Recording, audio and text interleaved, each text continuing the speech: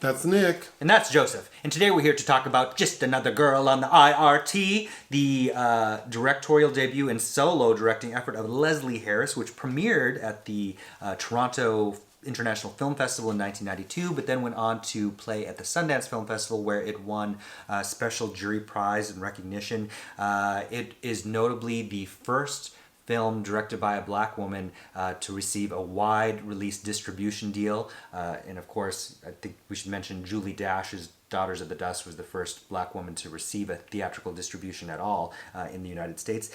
Yeah. Well, Leslie, if you're out there, I really do enjoy this movie. I did too. I hadn't seen it before. I've heard about it for years. It's just one of those things that I never got around to watching. So this was a nice excuse to experience it. I saw this movie in 1996 during the summer after I graduated high school and was starting college. And that summer was awful. It was such an awful summer for me. And I have I think I've blocked out that entire summer except for watching this movie and listening to the Fugees album. Okay. Their first album. So there are some bright spots in that summer. This is one of them. But for people who don't know the basics, first of all, what does I.R.T stand for? Interborough Rapid Transit, I believe. Okay, this movie is set in the early 90s in New York. It revolves around a teenage young lady named Chantel, who's played by Ariyan A. Johnson in her film debut. So she is a junior in high school. She has aspirations of being a doctor. She wants to skip senior year so she can go straight to college. So she has big goals. Mm-hmm. But she has a lot of obstacles ahead of her.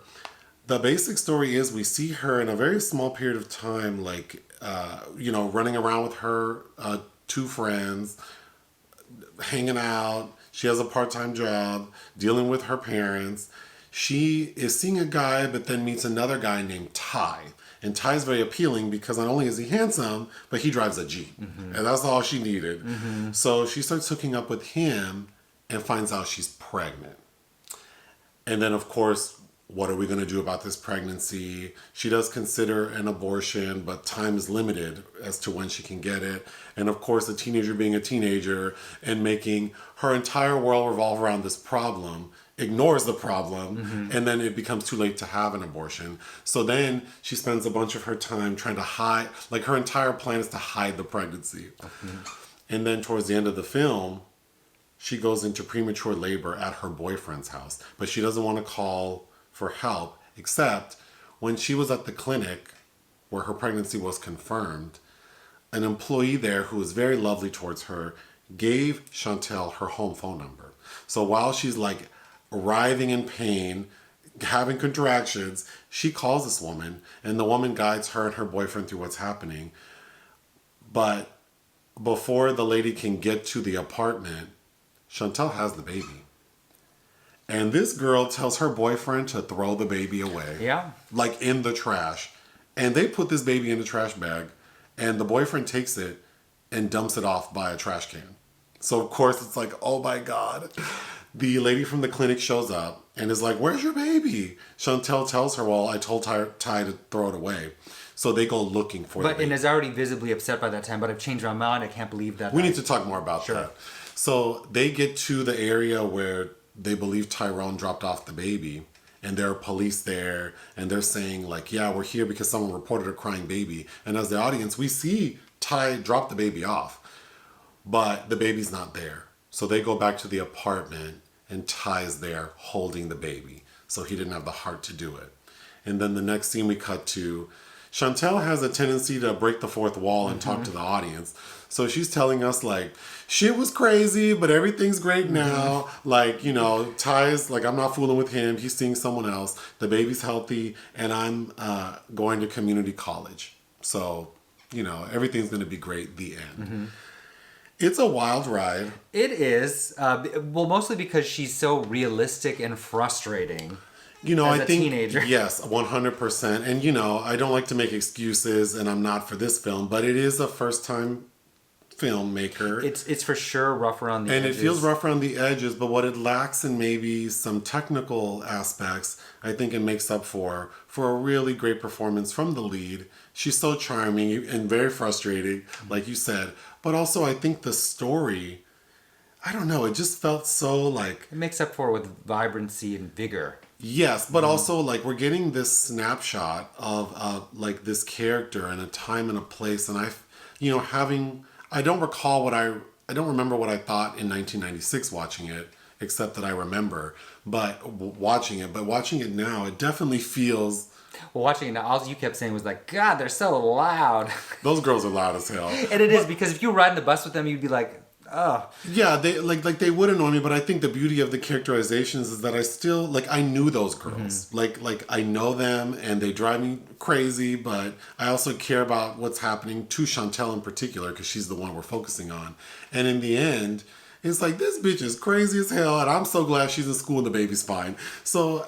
It took me on a ride that was kind of crazy. Yeah, and I wasn't expecting such a dark turn. And I was very happy that things ended the way they did. But it's also interesting listening to teenagers talk at a certain time and place also about certain things, because the AIDS crisis is going on, and you have these young black girls talking about having sex without condoms and how they don't care, and all of these dumb things that teenagers usually say because they're misinformed or they're ignorant about it. And it's like, well, that's kind of what my friend sounded like talking about. We see Chantel at work. She works at like kind of like a fancy...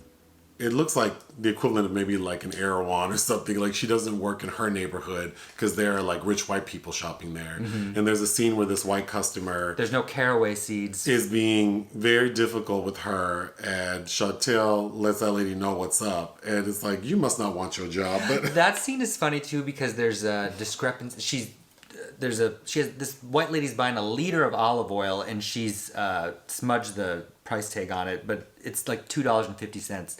Oh my God, inflation! You know what a liter of olive oil costs now? No, it's not $2.50. I feel like Taylor Swift at the Grammys when she didn't understand why eggs were expensive. Like, I don't know what olive oil costs, but Chantel is doing.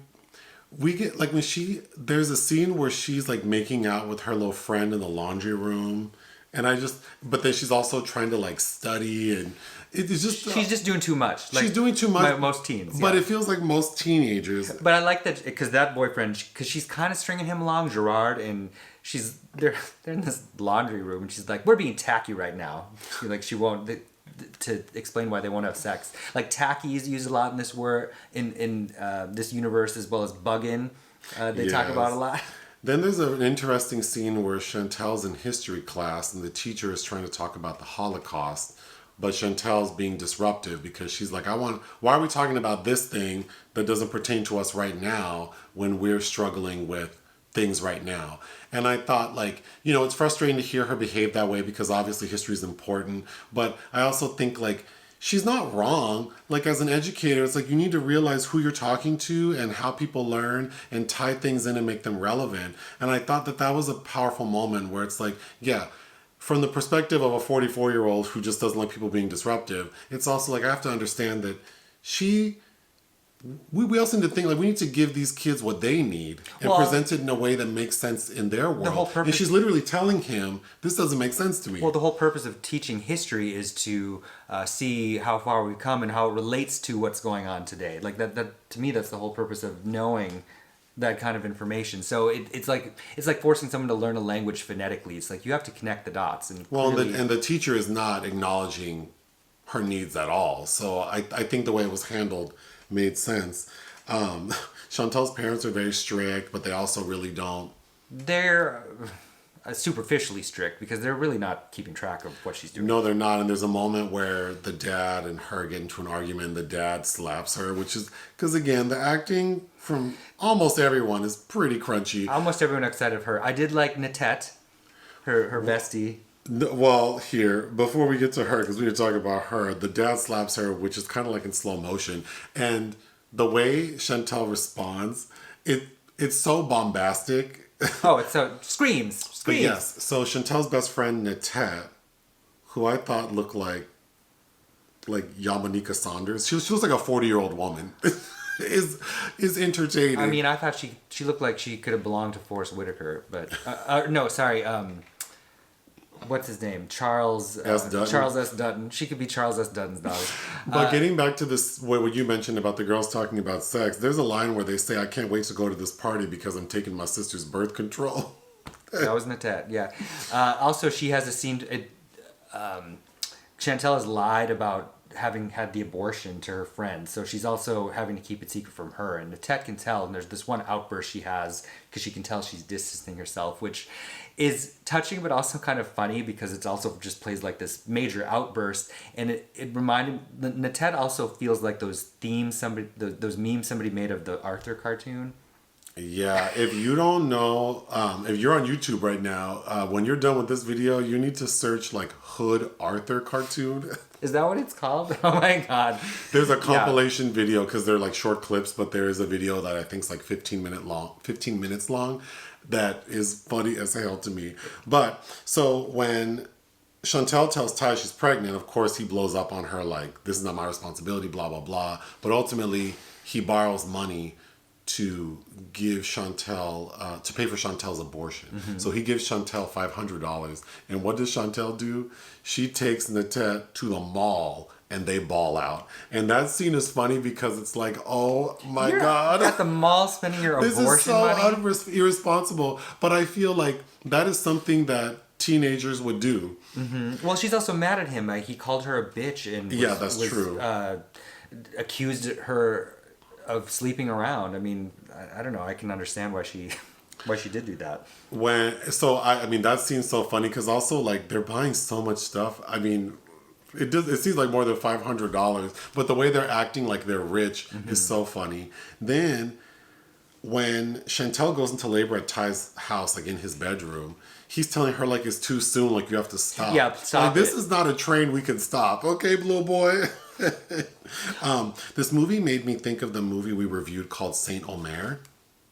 Sure, the Alice Diop film. Because it's about a young lady who hides her pregnancy, has the baby, and then, I mean, this woman in Saint Omer kills her baby. Yeah. And then the film was about her being on trial. It's a very serious story and obviously very upsetting. Excellent. So I'm not trying to imply that it's a funny story, but it's just so like, I mean, I almost think that the way it's presented in this film is like, these kind of things do happen. Yeah. And it was almost like a shock to my system because I didn't remember this plot line. Mm-hmm. Like, so when we were watching it together, it also struck me as like, oh my God. Like he's getting a bag. He put that baby in a garbage. He put this baby in a garbage. And I was just like in shock for like 5 minutes until we see the baby safe back at the apartment or the house. So, you know, it might be a trigger for some people, but I think that... I think it's effective. And there was a lot of criticism I was reading about the ending, accusing the film of falling apart at the end. But I don't think so. I kind of really like that jarring juxtaposition of the next scene, like everything's okay. Because that, especially when you're a teenager, that's how life seems. When she says, shit, it's been real tough, I fell off the couch. Like, you think you had your baby in a trash bag by the dumpster? And it's like, but like you said, yeah, I mean, for some people, that is how things go. And all we can be thankful for is that the baby is safe and healthy now. That it didn't go left, you know, because it could have gone so much worse. Another recent film that I feel like probably owes a lot to this is maybe Rashad Ernesto Green's Premature from 2019. I don't know. That just feels like it has kind of the same spiritual essence of this film. And then I was also thinking of, which just won Sundance with Tiana Taylor, who gives a really good performance in 1001, is set in the same time period in New York. And I don't know, just kind of the magic of going back to this time when, yes, of course, there was a lot wrong with everything, but there's just this, I don't know, maybe I'm just the nostalgia bug, but I really like this period of film and how it looked and this world that I wish I could have been a part of at this time. I'm happy this film was made. I'm sad to know the filmmaker, this is her only feature film, but... Well, yeah, I mean, there's an interesting statement at the end from Leslie Harris that says the film that Hollywood dared not to make or something like that. And I can only imagine the blood, sweat, and tears that went into her getting this film off the ground and having it be a success and having this major distribution deal and then no other offers come in.